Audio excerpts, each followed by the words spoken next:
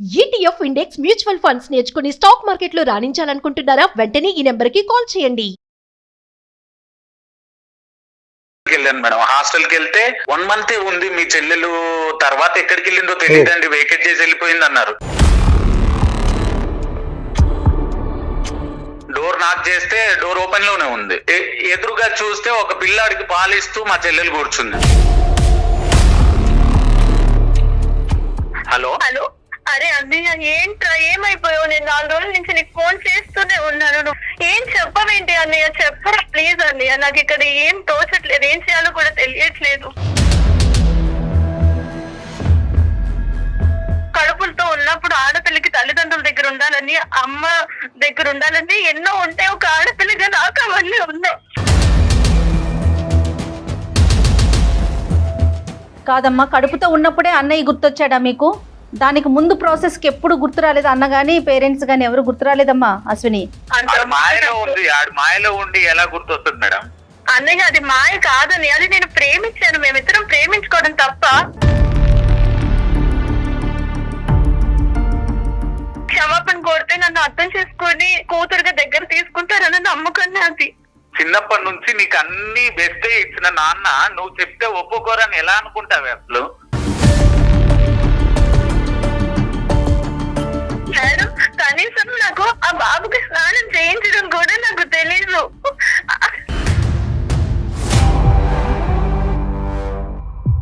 నువ్వు ఏ భాషలో చెప్పినా, ఎంత బాధతో చెప్పినా, at the end of the day నీ కుటుంబానికి మాత్రం ఇది వెన్నుపోటే.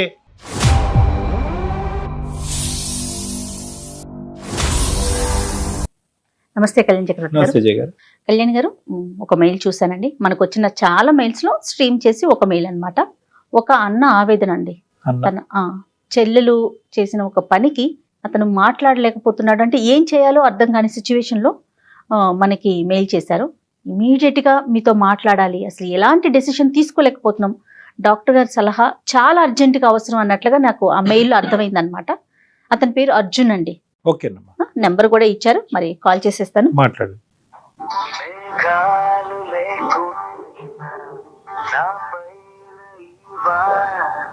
హలో హలో, అర్జున్ గారండి? అవునండి. నేను జయానండి, అందమైన జీవితం ప్రోగ్రామ్ నుంచి కాల్ చేస్తున్నాను. మీ మెయిల్ చూసాను. నమస్కారం. నమస్తే అండి. నమస్తే. మీ మెయిల్ చదివానండి. నేను డాక్టర్ గారు, మన డాక్టర్ కళ్యాణ్ చక్రవర్తి గారు స్టూడియోలో నాతో పాటు ఉన్నారు. ఆయనకి జస్ట్ బ్రీఫ్ గా ఒక లైనే చెప్పాను. సో అర్జున్ గారు నమస్తే అండి. సార్ నమస్కారం సార్. నమస్తే నమస్తే. ఏంటి సార్, అన్న చెల్లెళ్ళ మధ్య జరిగేటటువంటి ఒక ఇదా ఏంటిది? ఏమైంది? సమస్య నాది కాదు సార్, మా చెల్లెల్ది. తన గురించి మేము బాగా సఫర్ అవుతా ఉన్నాం సార్. దాని గురించి మా సమస్య మీకు చెప్తే మీరేమన్నా పరిష్కారం చూపిస్తారేమో అని చెప్పేసి నాకేం చేయాలో తోచక మీకు మెయిల్ చేశాను. నేను తప్పకుండా ట్రై చేద్దాం. చెప్పండి అర్జున్ గారు. మాది పాల్వంచ సార్, తెలంగాణలో పాల్వంచ. నా పేరు అర్జున్. మాది ఒక వెల్ సెటిల్డ్ ఫ్యామిలీ సార్, మంచి ఎడ్యుకేటెడ్. మా అమ్మగారు బ్యాంక్ ఎంప్లాయీ సార్. మా నాన్నగారు ఒక విలువలు ఉన్న వ్యక్తి సార్, మంచి సమాజంలో మంచి విలువలు ఉన్న వ్యక్తి. మా చెల్లెలు కూడా BSc నర్సింగ్ కంప్లీట్ చేసి నేను బెంగళూరులో జాబ్ చేస్తాను సార్. మా చెల్లెలు జాబ్ పర్పస్ లో హైదరాబాద్ లో వచ్చి ఇప్పుడు అంతా అక్కడి వరకు హ్యాపీగా ఉండింది సార్. ఎంత వయసు అండి చెల్లెలది? ఎంత? చెల్లెలది 24 ఉంటుంది మేడం. BSc nursing. ఇక్కడి వరకు అంతా హ్యాపీగా ఉండింది మేడం. దాని తర్వాతే సమస్య మొదలైంది. అసలు ఎవరికి నిద్ర లేకుండా అసలు ఒక రకంగా అయిపోయింది. నేను బెంగళూరులో జాబ్ రీత్యా బెంగళూరులో సెటిల్డ్ మేడం. నేను పండగలకి వస్తూ వెళ్తూ, చెల్లెలు కూడా వస్తూ వెళ్తూ ఉంటుంది. తను హైదరాబాద్ లో ఉంది, జాబ్ చేస్తుంది తను. ఇద్దరు కూడా పండగలకి వాటికి పాల్వంచికి ఇంటికి వచ్చేవాళ్ళు. అవును, రైట్. ఓకే. ఇక అప్పటి నుంచి మామూలుగా నేను ఒక్కరిని వెళ్తూ వస్తున్నాను, కానీ 1 year నుంచి చెల్లెలు మాతో మాట్లాడడం తగ్గించేసింది. హైదరాబాద్ వెళ్ళిన కొత్తలో నేను ఫోన్ రోజు కాంటాక్ట్ లో ఉండేది. నాకు చాలా బాగా షేర్ చేసుకున్నాం. అసలు ఒక ఫ్రెండ్ లాగా ఉండేవాడిని మేడం తనతో కూడా. అమ్మనాలతో మాట్లాడడం తగ్గించేసింది. వాళ్ళు వస్తున్నా అంటే మీట్ అవ్వకుండా ఏదో ఒక కారణం చెప్పి వాళ్ళను అవాయిడ్ చేయడము, మీట్ అవ్వకుండా ఉండడము, ఇలా చేస్తుంటే మా పేరెంట్స్ నాకు ఫోన్ చేసి నన్ను కొంచెం గాబరా పడుతూ ఉంటదిగా మేడం పేరెంట్స్ అవునండి, కి. అంతే కదా. ఇట్లా చాలా రోజుల నుంచి అసలు మమ్మల్ని అవాయిడ్ చేస్తుంది, మీట్ అవ్వట్లేదు, ఇంటికి రావట్లేదు, అసలు ఏంటి సంగతి, నువ్వు వెళ్ళరా అని నన్ను బెంగళూరు నుంచి నన్ను హైదరాబాద్ వచ్చి ఓసారి కలవమని చెప్పి నన్ను ప్రెజర్ చేస్తూ ఉన్నారు. ఓకే. నేను కాల్ చేస్తే నార్మల్ గా మాట్లాడి, అన్నయ్య అదేం లేదురా, నాకు కొంచెం వర్క్ బిజీలో ఉన్నానంటే, ఎంత వర్క్ అయితే ఏంటి, ఓసారి వెళ్ళి మాట్లాడొచ్చు కదా, ఓసారి వెళ్ళి కలవచ్చు కదా అని చెప్పేసి నార్మల్ గా నేను మా అమ్మ వాళ్ళని కన్విన్స్ చేసేవాళ్ళని మేడం. ఎంత డ్యూరేషన్ అర్జున్, ఎంత కాలం బట్టి కమ్యూనికేషన్ అనేది మీ పేరెంట్స్ తో గానీ మీతో గానీ తగ్గింది ఈ అమ్మాయి? 1 year నుంచి సార్. 1 సంవత్సరం. 1 year అంతే. 1 year నుంచి ఇలా నడుస్తుంది సార్. ఓకే అర్జున్. నేను కూడా మధ్యలో ఒకసారి నేను హైదరాబాద్ వేరే పని మీద వచ్చానమ్మా, నేను కలుస్తానని మా చెల్లెలకి ఫోన్ చేస్తే కూడా ఏదో ఒక కారణం చెప్పి నన్ను అట్లా 2-3 times జరిగింది సార్. ఏదో ఒక కారణం చెప్పి నన్ను కలవకపోవడము, ఇలాంటి పరిస్థితి ఏంటంటే ఇంకా మా పేరెంట్స్ కి భయం ఎక్కువైపోయింది. అసలు ఏంటి, కొన్ని రోజులుగా తగ్గించేసింది సార్. అసలు ఫోన్ మాట్లాడటం కూడా తగ్గించిందండి. ఫోన్ మాట్లాడటం కూడా ఒక 2-3 months నుంచి నాతో తగ్గించేసింది. అసలు వీక్లీ వన్స్ అన్నా చేసేది, అసలు 2 నెలలు బట్టి అసలు ఫోన్ మాట్లాడడం లేదు, సరిగ్గా రెస్పాన్స్ లేదు. దాని తర్వాత నేను వచ్చి హైదరాబాద్ లో ఇంకా తనకి చెప్తే లాభం లేదని చెప్పేసి చెప్పకుండా హైదరాబాద్ వచ్చాను మేడం. హైదరాబాద్ వచ్చి అమ్మ నాన్నలు చెప్పిన అడ్రస్ గురించి తెలుసుకొని హాస్టల్కి వెళ్ళాను మేడం. హాస్టల్కి వెళ్తే వాళ్ళు చెప్పింది విని నేను మళ్ళీ షాక్. అసలు ఏంటంటే 1 month ఉంది మీ చెల్లెలు, తర్వాత ఎక్కడికి వెళ్ళిందో తెలియదండి, వేకెట్ చేసి వెళ్ళిపోయింది అన్నారు.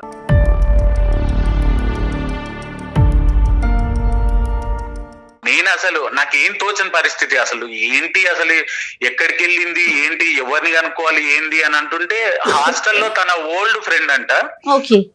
ఓల్డ్ ఫ్రెండ్ ఇట్లా మీ చెల్లెలు అశ్విని కదా, నాకు తెలుసు, తన గురించి అడుగుతుంటే నేను విని మీ దగ్గరకు వచ్చాను, ఇట్లా తను 1 month ఉండింది ఇక్కడ, తర్వాత నాకు సపరేట్ రూమ్ కావాలి అని చెప్పేసి వెళ్ళింది. నేనే ఒక దగ్గర టూలెట్ బోర్డు చూసాను, ఆ టూలెట్ బోర్డు అక్కడ ఉందో లేదో తెలియదు మరి ఒకసారి అని అంటే, నేను ఆ అడ్రస్ కి వెళ్ళాను. ఆ అడ్రస్ ఎలాగోలా కనుక్కొని ఆ అడ్రస్ కి వెళ్ళాను మేడం. అక్కడికి వెళ్ళాక నేను అసలు చాలా టెన్షన్, అసలు మా చెల్లెలు ఉందా లేదా అని. డోర్ నాక్ చేస్తే డోర్ ఓపెన్ లోనే ఉంది. ఎదురుగా చూస్తే ఒక పిల్లాడికి పాలిస్తూ మా చెల్లెలు కూర్చుంది. నా గుండెలు పగిలిపోయినాయి మేడం. అట్లా ఏంటి అసలు ఇది మా చెల్లేనా, అసలు ఇది నేను చూస్తుంది మా చెల్లెలేనా అన్న ఒక షాక్ లో ఉండిపోయా నేను. మాటలు రాలేదు అసలు, కళ్ళమట్టి నీళ్లు గారుతున్నాయి. అసలు ఏంటి, దీనికేంటి ఈ పరిస్థితి, అసలు ఏంటి అని నన్ను చూడగానే షాక్, తను కూడా షాక్ అయిపోయింది. ఒక రకమైన ఫీలింగ్, అసలు ఆవేదన, ఏంటి అసలు కోప్పడాలా జాలి పడాలా అసలు ఏం తోచని పరిస్థితి.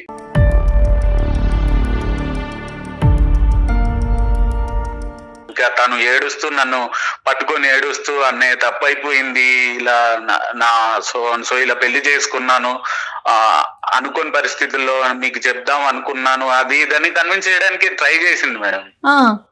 కానీ నా బాధ ఏంటి అంటే, అసలు ఇందులో కామెడీ అయిన విషయం ఏంటంటే, తను పెళ్లి చేసుకుంది ఒక ఆటో అని మేడం.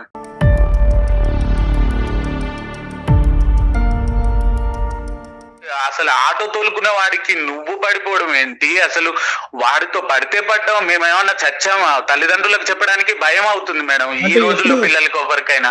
ఎప్పుడు చెప్దామని అనుకుందండి అర్జున్, మీరు తను ఎప్పుడు అడిగారా అంటే, ఎప్పుడు ఇది అంత బహిర్గతం చేద్దామని అనుకుంది, ఎప్పుడు అంటే బిడ్డ ప్రేమించినప్పుడు చెప్పలేదు, బహుశా పెళ్లి చేసుకున్నప్పుడు కూడా చెప్పలేదు, బిడ్డ పుట్టిన తర్వాత కూడా చెప్పలేదు, ఎప్పుడు చెప్దామని అనుకున్నావు చెల్లి అని అడిగారా మీరు? అసలు చెప్పలేదు కదా సార్, నేను వెళ్ళే వరకు అసలు ఎవరికి తెలియదు సార్. నేను అసలు స్టార్ట్ అయింది. మాట్లాడారా అంటున్నారు అంటే తన ఉద్దేశం ఒక సంవత్సరం తర్వాత చెప్దాం అనుకుందా, ఎప్పుడు చెప్దాం అనుకుంది, లేదంటే ఎల్లకాలం ఇలా సీక్రెట్ గా పెడదాం అనుకుందా? అదే సార్, భయం అయ్యి అసలు తను చెప్పడం మానేసింది. ఎలాగో చెప్తే ఒప్పుకోరు, అందుకే చెప్పలేదన్న కర్కశంగా మాట్లాడుతుంది సార్. తర్వాత ఏంటి అంటే, నేను వెళ్ళాక కొంచెం ఎమోషనల్ అయిపోయి ఏడ్చి నా ఒళ్ళో పాపను పెట్టి, ఇదిగో ఇట్లా మేనకోడలు అని చెప్పేసి, అసలు నాకు ఏంటో ఎలా చెప్పాలో కూడా అర్థం కావట్లేదు సార్. మా తల్లిదండ్రుల్ని కన్విన్స్ చేయమని నన్ను బ్రతిమలాడుకుంటూ ఉంది. ఇలాంటి పరిస్థితి ఎవరికి రాకూడదు కూడా సార్. ఏంటో నేను అసలు ఆ సిచ్యువేషన్ చూసేసరికి, డోర్ తెరిచి చూసేసరికి పిల్లాన్ని ఎత్తుకొని ఉంటుందని అసలు నేను కల్లో కూడా ఊహించలేదు. ఎంత గారాబంగా పెంచాం, అసలు దానికి ఏ కష్టం తెలియదు. చిన్నప్పటి నుంచి ఏ కష్టం తెలియకుండా ఎంతో జాగ్రత్తగా పెంచుకున్నాం. ఏదైనా మామూలుగా సమాజంలో పెళ్లికి వియ్యానికైనా కయ్యానికైనా సమవుజ్జులు కావాలంటారు కదా, కరెక్ట్ కదా అనుకుంటాము. అలా అనుకుంటారు కదా. ఎవరైనా ఆటో వాళ్ళని తక్కువ చేయడం అని కాదు, నా ఉద్దేశం కాదు. కానీ అలాంటి వాడితో జీవితం పంచుకోవాలనే ఎలా ఉంటుంది. మీ సిస్టర్ ఇప్పుడు ఒకటి ఏముంది అంటే కనుక మీ చేతిలో బిడ్డను పెట్టి బాధపడింది, నెంబర్ 1. నెంబర్ 2, మీకు ఏం రిక్వెస్ట్ పెట్టుకుంది అంటే కనుక now you are here anyway, why don't you do the mediation. మీరు మీడియేషన్ చేసి ఆ తల్లిదండ్రులకి ఏదైతే బ్రేకింగ్ న్యూస్ ఉందో అది చెప్పండి అని చెప్పి మీ నెత్తి మీద భారం పెట్టింది. మీరు రెడీయా? అంతే తప్ప తనేదో ఇప్పుడు ఇబ్బంది పడుతున్నాను అనేది అయితే మెన్షన్ చేయలేదు కదా. తల్లిదండ్రులకు చెప్పమంటే మా వాళ్ళకి ఏమని చెప్పాలి సార్? నేను ఇలా చేసిందని, మా చెల్లెలు ఇలా చేసిందని, ఇలాంటి ఘనకార్యం చేసింది, నేను డోర్ తీయగానే పిల్లోడిని ఎత్తుకొని కూర్చుంది అని నేను ఎలా చెప్తాను సార్ వాళ్ళకి? చేయలేక నాకేం చేయాలో తోచక మీ సలహా కోసం నేను మిమ్మల్ని అప్రోచ్ అయ్యాను. మా సలహా ఇవ్వడానికి మేము రెడీయే. దానికంటే ముందు ఏంటంటే మీ సిస్టర్కి ఏమన్నా మీరు సజెషన్ చేశారా? ఎందుకురా నీకు ఇటువంటి వాతావరణం, ఇటువంటి పరిస్థితులు, బయటకు రా, మళ్ళీ నేను బాగా చూసుకుని నీకు మంచి సంబంధం అనేటటువంటి సొల్యూషన్ ఏమన్నా మీరు ఆల్రెడీ మీ సిస్టర్కి చెప్పారా? అడిగాను సార్, నేను చాలా అడిగాను. అసలు నువ్వు అసలు ఇలా చేసింది కరెక్టేనా అమ్మా అది అని అంటే నాకు ఆ టైంలో ఎవరు గుర్తుకు రాలేదు. ఇలా అయిపోయింది అని చెప్పేసింది. ఇప్పుడేమో నాకు అమ్మ నాన్న గుర్తొస్తున్నారు బాగా, నాకు కావాలి వాళ్ళతో కలపమని చెప్పేసి మాట్లాడుతుంది సార్. రైట్. ఎస్పెషల్లీ అమ్మాయి బిడ్డ చిన్న వయసు పాలిచ్చేటటువంటి తల్లిగా ఉన్నప్పుడు ఏంటంటే తల్లిదండ్రుల యొక్క సపోర్ట్ అనేది ఇటువంటి సమయంలో చాలా ముఖ్యం అమ్మాయికి. ఎందుకంటే ఇమోషనల్ గా అవనివ్వండి, మోరల్ గా అవనివ్వండి, తల్లి అయినప్పుడే తల్లిదండ్రులు అనేది గుర్తుకొస్తారంటారు. ఒక పాయింట్ సార్, ఇప్పుడు మా చెల్లెలు ఎలాంటిదో నాకు తెలుసు సార్. తన గురించి అంతా తెలిసి తను అంత ఈజీగా పడే అమ్మాయి అయితే కాదు సార్. ఎమోషనల్ గా ఏమన్నా బ్లాక్ మెయిల్ చేయడమా, లేకపోతే అసలు ఇది పెళ్ళేనా సార్? అది పెళ్లి అంటారా సార్? ఒక రిజిస్ట్రేషన్ లేదు, ఆ పెళ్లికి గుళ్ళో చేసుకున్న దాన్ని పెళ్లి అని ఎలా కన్సిడర్ చేస్తారు సార్? పెళ్లికి రిజిస్ట్రేషన్ అనేటటువంటిది ఒక యాడెడ్ ఇదే గానీ వాళ్ళు గుళ్ళో ఏమన్నా బ్లాక్ మెయిల్ చేసి తనని ఇలా చేసుకున్నారా, లేకపోతే ఇంకేమన్నా ఫర్దర్ గా తనని బెదిరించి ఇలా చేసుకున్నారా అనేది నాకు ఇంకా మైండ్ లో అదే ఉంది సార్. మ్యారేజ్ జరిగినటువంటి పరిస్థితుల గురించి మీరు ఆలోచిస్తున్నారు, కానీ బహుశా మీ సిస్టర్ కి ఈ సందిగ్ధ పరిస్థితి లేదు. నేను వాడిని ప్రేమించుకున్నాను, తక్కువ వాడైనా కూడా వాడిని పెళ్లి చేసుకున్నాను, ఇప్పటి వరకు అయితే హ్యాపీగా ఉంటాం. phase 2లో నాకు పేరెంట్స్ వరకు ఈ న్యూస్ తీసుకెళ్లి పేరెంట్స్ ఒక సపోర్ట్ కావాలని చెప్పి ఆ అమ్మాయి part 2లో ఉంది, మీరు ఇంకా part 1లోనే ఉన్నారు. సో ఇక్కడ ఏంటంటే మీ ప్రశ్నలకు సమాధానాలు అనేటటువంటిది ఈరోజు సెకండరీ. ఎందుకు సెకండరీ అంటే కనుక ఆ అమ్మాయి ప్రయాణంలో ఇబ్బంది పడుతుంది, నరకయాత్ర చూస్తుంది, అన్నయ్య నీ కాళ్ళ వేళ పడతాను, నన్ను ఇందులోంచి బయటకు తీసుకెళ్ళు అంటే కనుక అది డిఫరెంట్ స్టోరీ. అప్పుడు మీ ప్రశ్నలకి సమాధానం చెప్పాల్సిన అవసరం ఉంది. కానీ ఇప్పుడు ఎలా చేసుకున్నాడండి, బ్లాక్మెయిల్ చేశాడా, ఇప్పుడు అవన్నీ అనవసరం. She's reasonably comfort. బహుశా మీ తల్లిదండ్రులు చూసినంత స్థాయిలో కాకపోయినా షీఈ్ రీజనబుల్లీ కంఫర్టబుల్ కాబట్టి will talk about it later on. కానీ ఇప్పుడు అసలు ఆ అమ్మాయి ఉద్దేశం ఏంటి? ఆ అమ్మాయి మీకు ఇప్పుడు మాతో మాట్లాడటానికి ఒక అవకాశం ఉందా? ఆ అమ్మాయి ఏం చెప్పాలి అని అనుకుంటుంది? ఆ అమ్మాయి వర్జన్ ఏమన్నా మాకు వినడానికి అవకాశం ఉందా? సో తనతో మనం మాట్లాడొచ్చు అంటారా? మాట్లాడొచ్చు మ్యామ్, నేను కాన్ఫరెన్స్ పెడతాను. ఎందుకంటే బాలింతరాలు కదమ్మా, వాళ్ళ మనస్తత్వం చాలా సెన్సిటివ్ గా ఉంటుంది. ఇప్పుడు మనం పుండుమే కారం చల్లకూడదు. అవునవును. దానికి తోడు ఇప్పుడు మీరు అన్నట్లుగా ఆ అమ్మాయి కంఫర్ట్ జోన్ లోనే ఉందేమో బహుశా. ఇప్పుడు ఏంటంటే ఇక్కడ రెండు సమస్యలు. ఆ అమ్మాయి ఇప్పుడు రెండు ప్రాబ్లం. ఆ అమ్మాయి ప్రాబ్లం ఏమని చెప్తే ఫస్ట్ అది అడ్రస్ చేసి ఈ అబ్బాయికి అడ్జస్ట్ చేసి ఈ అబ్బాయి ఇష్యూ మనం అర్జున్తో మాట్లాడినంత సేపు ఆ అమ్మాయి ఎక్కడ కూడా సఫర్ అవుతున్నట్టుగా మనకి చెప్పట్లేదు. అతను ఇతను సఫర్ అవుతుందండి అన్నట్టుగా చెప్తున్నాడు. అతను అవుతుందేమో అని. తన భార్యకి ఒక 4 ముద్దలు పెట్టగలిగేవాడు ఉంటే చాలని చాలా మంది కోరుకుంటారు కళ్యాణ్ గారు. ఇప్పుడు ప్రేమగా ఉంటే చాలు. ఎత్తారా అండి అర్జున్? హలో హలో హలో అరే అన్నయ్య ఏంట్రా, ఏమైపోయావు? నేను 4 రోజుల నుంచి నీకు ఫోన్ చేస్తూనే ఉన్నాను, నువ్వు ఆన్సర్ చేయట్లేదు, నాకు ఏ సమాధానం చెప్పట్లేదు. నువ్వు అసలు అమ్మ నాన్నకి చెప్పావా లేదా నా విషయం? వాళ్ళు ఏమన్నారు? నన్ను తీసుకురమ్మన్నారా? ఏం చెప్పవేంటి అన్నయ్య? చెప్పరా ప్లీజ్ అన్నయ్య, నాకు ఇక్కడ ఏం తోచట్లేదు, ఏం చేయాలో కూడా తెలియట్లేదు.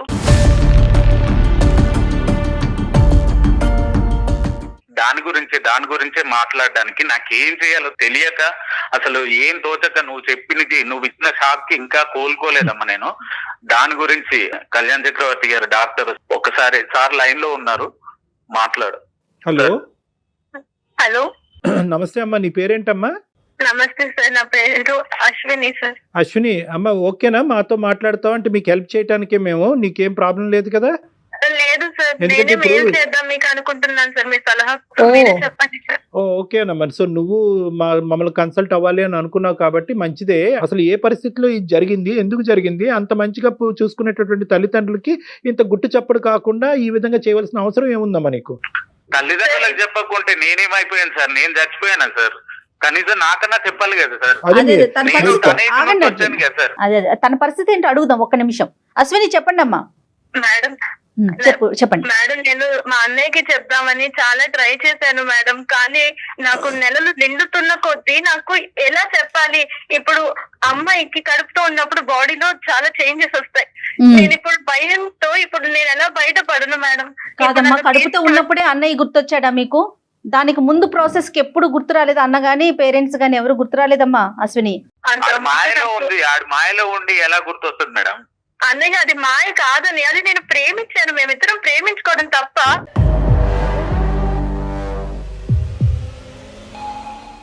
ఎవరినమ్మా నువ్వు చేసింది ప్రేమ?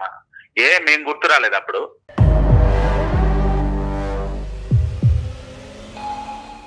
గుర్తొచ్చారు అన్నయ్య, కానీ తన్ని నా నుంచి ఎక్కడ దూరం చేస్తారు అని భయంతో నేను ఆలోచిస్తాను కదా, నన్ను అర్థం చేసుకుంటారు, తర్వాత నేను చెప్తే ముందు అన్నయ్యగా నీకు చెప్దాం, నువ్వు ఒప్పిస్తావు అనే నమ్మకంతోనే నేను ఉన్నాను ఇప్పటి వరకు. ఇప్పుడు చెప్తే కదా, బిడ్డ పుట్టే వరకు కనీసం మేము తెలుసుకున్న దాకా మీరు చెప్పలేదు.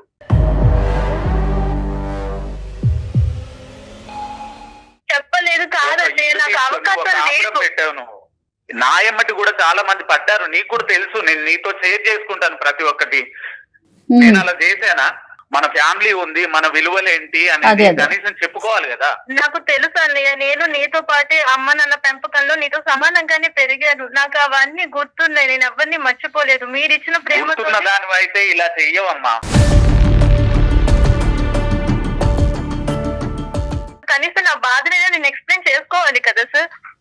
కరెక్టేనమ్మా, కానీ ఇప్పుడు ఏ బాధ నువ్వు ఎన్ని క్లిష్టమైన పరిస్థితుల్లో మీ ప్రేమ తెగిపోతుందో, పెళ్లి వరకు ఒప్పుకోరో ఎన్ని చెప్పినా కూడా at some point or the other మీ అన్నయ్య వచ్చి తలుపు తెరిచి చూస్తే గానీ నువ్వు చెప్పలేవు. లేదంటే ఎప్పుడు చెప్పుండేదానివి? ఇంకో 10 సంవత్సరాల తర్వాత కూడా నువ్వు చెప్పుండేదానివి కాదు. సో ఇది ఇప్పుడు అతను వచ్చాడు కాబట్టి ఈ రోజు మా వరకు వచ్చింది, సబ్జెక్ట్ ఇలా మాట్లాడుకుంటున్నావు. లేదంటే ఎప్పుడు చెప్దాం అనుకున్నావు నువ్వు? నువ్వు ఏ భాషలో చెప్పినా, ఎంత బాధతో చెప్పినా, at the end of the day నీ కుటుంబానికి మాత్రం ఇది వెన్నుపోటే.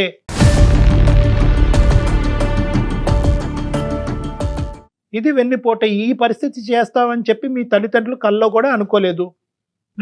పెళ్లి కోసము ఎంత గ్రాండ్ గా ప్లాన్ చేస్తున్నాడు సార్ మా నాన్న. అయితే ఏ లోటు లేకుండా చాలా గ్రాండ్ గా చేద్దాము, అసలు మా కూతురు పెళ్లి అంటే ఒక 10 కాలాలు చెప్పుకునే విధంగా జరగాలన్న స్థాయిలో ఆ ఏర్పాట్లలో ఉన్నాడు సార్. అంటే అంత పెద్ద ఏర్పాట్లు వాళ్ళు చేస్తున్నారని మీ చెల్లికి తెలియదేమో బహుశా.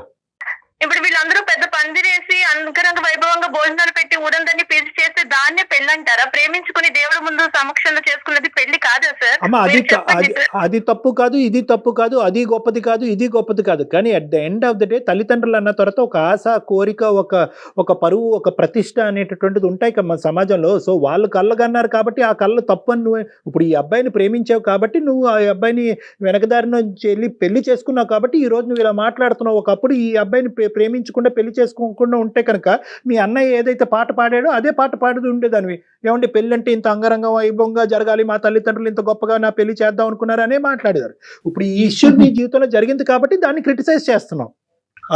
జరగడానికి ఒక రీజన్ ఉంది సార్. మా వాళ్ళు చాలా సాంప్రదాయబద్ధంగా పరువుకి, ప్రతిష్టలకి, ఆ స్థాయిలన్నిటికీ విలువలు ఇస్తారే కానీ నాకు సంబంధించి నా ఇష్టాలు ఏంటి అనేవి వీళ్ళ ఎప్పుడు విలువ ఇవ్వలేదు సార్. వాళ్ళు కాదు సార్. తను 10 రూపాయలు అడిగితే 100 రూపాయలు ఇచ్చేవాడు సార్ మా నాన్న. అలా పెంచారు దాన్ని. అంటే ఇప్పుడు సడన్ గా మీ సిస్టర్ కి మీ తల్లిదండ్రులు పెంచిన విధానాన్ని క్రిటిసైజ్ చేయాలని అనిపిస్తుంది. ఎందుకంటే మరి అంత క్రిటిసైజ్ చేసేటటువంటి అమ్మాయి ఈ రోజు మీ తల్లిదండ్రులకి మీ అన్నయ్య ద్వారా చెప్పాలన్న ఆలోచన ఎందుకు అమ్మాయి? ఇదే గుట్టు చప్పుడు కాకుండా ఉండండి, ఎంతకాలం అయితే అంతకాలం. ఎందుకు ఇప్పుడు సడన్ గా ఇప్పుడు ఎందుకు అంత సడన్ గా వాళ్ళ ప్రేమ గుర్తొచ్చింది? గురించి ఎంత బాధపడుతున్నావు, నిద్ర లేని రాత్రులు సార్. అసలు ఏమని చెప్పాలి నేను? నేను అలాగే ఆలోచిస్తున్నాను రా. నాకు మీరెవ్వరు మర్చిపోలేదు. నాకు కడుపులతో ఉన్నప్పుడు ఆడపిల్లకి తల్లిదండ్రుల దగ్గర ఉండాలని, అమ్మ దగ్గర ఉండాలని ఎన్నో ఉంటాయి. ఒక ఆడపిల్లగా నాకు అవన్నీ ఉన్నాయి.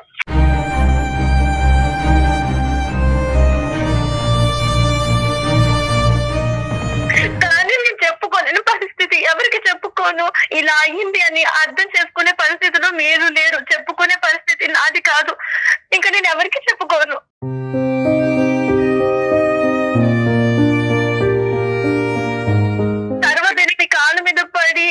క్షమాపణ కోరితే నన్ను అర్థం చేసుకొని కూతురుగా దగ్గర తీసుకుంటారన్న నమ్మకం నాది.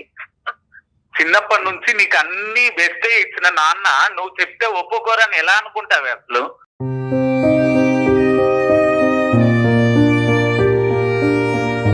ఎందుకంటే తను ఆటో డ్రైవర్ కాబట్టి, తను చదువుకోలేదు కాబట్టి, తను మన స్థాయి వాడు కాదు కాబట్టి. సో వెనకదారి నుంచి వచ్చి బిడ్డను చూపెడితే తండ్రి ఒప్పుకుంటాడని అనుకున్నావమ్మా, మరి అది తప్పు కాదా?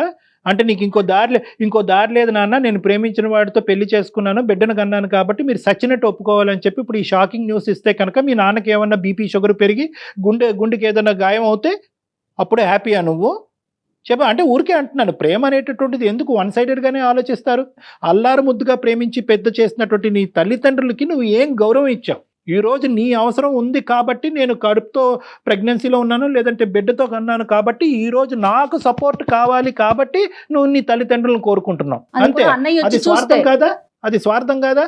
లేదు సార్, నేను ఎప్పటి నుంచో మా అన్నయ్యకి ప్రయత్నిస్తూనే ఉన్నాను. తన ఫోన్ తను ఎత్తలేదు. అసలు నాకు కాల్ కలవట్లేదు సార్. ఇక్కడ ఏమో బిడ్డతో నేను ఒక్కదాన్నే ఉన్నాను. నాకు ఏం చేయాలో తెలియట్లేదు. కనీసం ఆ బిడ్డని పట్టుకోలేని పరిస్థితి. నాకు ఏమీ తెలియదు సార్.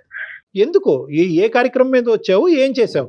సార్ నేను చదువు అది మా ఊర్లోనే పూర్తి చేసుకుని నేను ఉద్యోగం కోసం హైదరాబాద్ వచ్చాను సార్. నాకు హైదరాబాద్ అంతా కొత్త సార్, నాకు ఏమీ తెలియదు సార్. అయితే నాకు ఇక్కడ మంచి ఉద్యోగం దొరికిందని వచ్చి హాస్టల్లో జాయిన్ అయ్యాను. మా హాస్టల్ రోడ్డు చివరే వీళ్ళ ఆటో స్టాండ్ ఉండేది సార్. నేను రోజు కంగారుగా సమయానికి వెళ్ళేసరికి నా ఇబ్బంది చూసి అతనే ముందుగా వచ్చి ఎక్కడికి మేడం అని చెప్పేసి తనే తీసుకెళ్లేవాడు టైంకి. పడిపోయింది సార్. కాదు సార్, అన్నయ్య నన్ను చెప్పనే సార్, కనీసం నాకు చెప్పుకుని చెప్పుతాలి నువ్వు చేసిన ఘనకార్యం చెప్పు. ప్రతిరోజు ఇలాగే నన్ను టైం కి తీసుకువెళ్ళడం, నేను వచ్చేసరికి ఎదురుగా తనే ఉండేవాడు సార్. ఇంకా నాకు ఆప్షన్ లేదు సార్. తను దాటుకుని వెళ్ళాలన్నా పాపం నా కోసం వచ్చారు కదా, నా కోసం వెయిట్ చేస్తున్నారు కదా.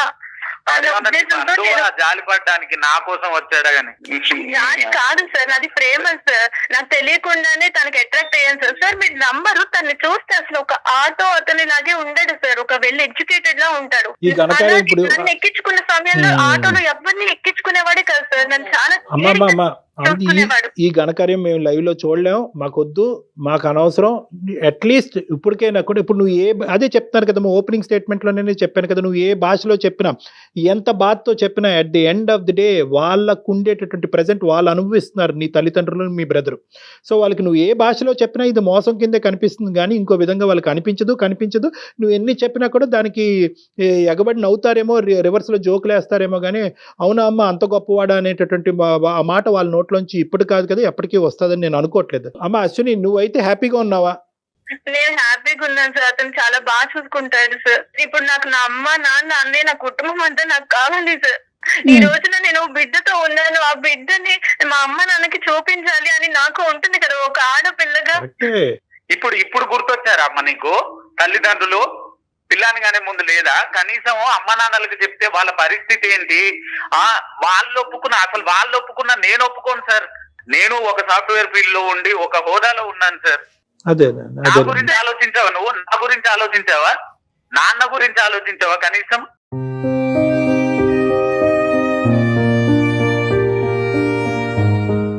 నేను చెప్పిన బాధని ఆడపిల్లగా అన్నయ్య అర్థం చేసుకుంటాడు. అమ్మ నాన్న తర్వాత అన్నయ్య నాకు అన్న అనుకుంటే ఇప్పుడు తన అనుకున్నప్పుడు ప్రేమించేటప్పుడు లేనిది ఎప్పుడు చెప్పాలి నువ్వు?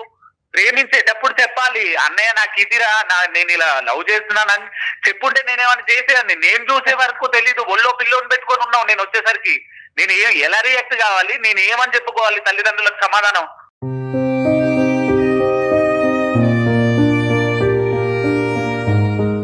ఈ రోజు మీ సిస్టరు చెప్ప పెట్టకుండా పెళ్లి చేసుకుని బిడ్డ కనుక్కుని ఒక దరిద్రుడు ఒక దుర్మార్గుడితో ఉండుంటే కనుక మనం ఇంకొక పెద్ద తలకు మించినటువంటి సమస్య మన నెత్తి మీద ఉండేది. ఈ రోజు మనందరం హ్యాపీగా ఉండేటటువంటి అంశం ఏంటంటే at least she's happy there, we have to agree upon it. ఇందాక నేను మీ సిస్టర్కి ఫోన్ కలప ముందు కూడా ఇదే మాట అన్నాను, we have to see whether she's happy there. If she's happy there, ఒక ఏరియా ఆఫ్ ద ఇష్యూ మనకి సమస్య తీరిపోయినట్టే. మేడం కనీసం నాకు ఆ బాబుకి స్నానం చేయించడం కూడా నాకు తెలీదు. నాకు ఇలాంటి పరిస్థితుల్లో నా వాళ్ళు అంటే ఈ మాట మాట్లాడకూడదు తల్లి. అశ్విని, స్నానం చేయించడం కూడా తెలీదు, వెరీ గుడ్. నువ్వు అంత చిన్నదానివి, నీకు ఆ మెచ్యూరిటీ లెవెల్స్ లేవంటున్నావు. కానీ మరి నువ్వు చేసిన పని ఏంటి? అదేమన్నా నీ పుస్తకం నీకు ఇష్టం వచ్చినట్టు రాసేసుకొని ఎరేజర్ తో చెరిపేయటానికి జీవితం కదా? ఎరేజర్ తో చెరపడం కూడా కాదు మేడం, ఆ పుస్తకాన్ని అందరినీ చదవమంటుందా?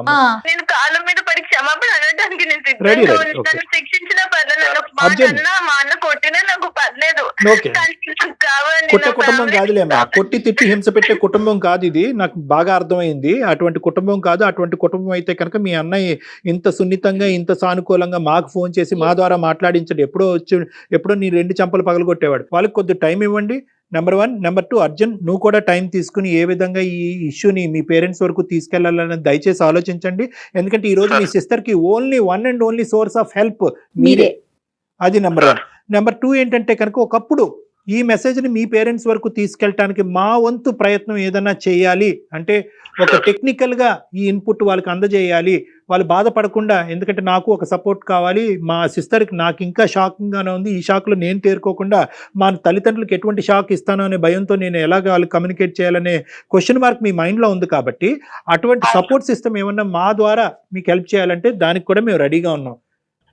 కాబట్టి ఇక్కడ పెద్ద మనసు చేసుకుని మీరు ఒక మెట్టు దిగి ఒక ఆలోచనతో ఎందుకంటే ఈ రోజు ఆ అమ్మాయి హ్యాపీగా ఉంది కాబట్టి వాళ్ళకి చెప్పడం ఎంత ఇంపార్టెంటో ఇక్కడ మీ అమ్మాయి యొక్క జీవితాన్ని కూడా కాపాడటం అంతే ఇంపార్టెంట్. అర్జున్ ఓకేనా? Thank you ma'am. ఆలోచించండి అర్జున్, మీరు కూడా కొంచెం ఒకసారి ఆలోచించండి. మీది చిన్న వయసే, మీకు చాలా ఫ్యూచర్ ఉంది.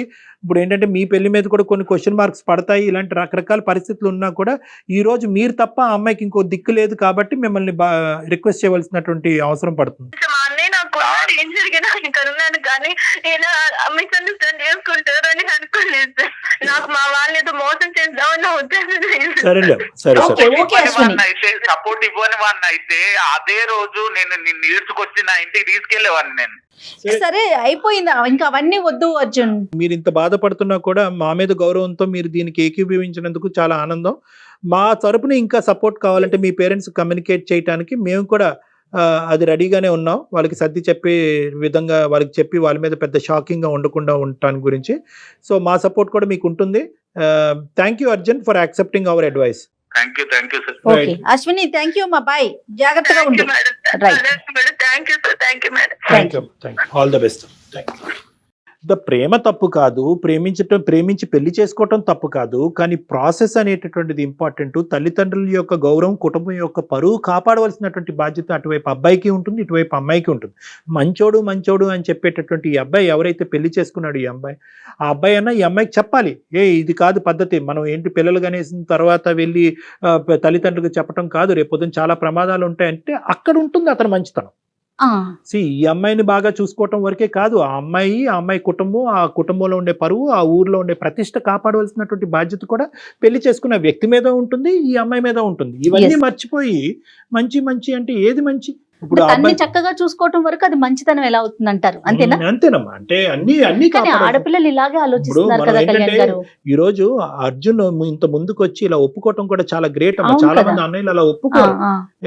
ఎందుకు నో ఐ డోంట్ యాక్సెప్ట్, చూడట్లేదు చావరేవో నువ్వు అందులోంచి బయటపడు, తెలుసో తెలియదు తప్పు చేసావని అంటారు. ఆ అబ్బాయి పెద్ద మనసు తీసుకుని మన సపోర్ట్ తీసుకుని ముందుకెళ్తాం. అసలు మెయిల్ చేయటమే గ్రేట్ కదా ఇలాంటి విషయాన్ని, ఫ్యామిలీకి సంబంధించిన ఒక విషయాన్ని.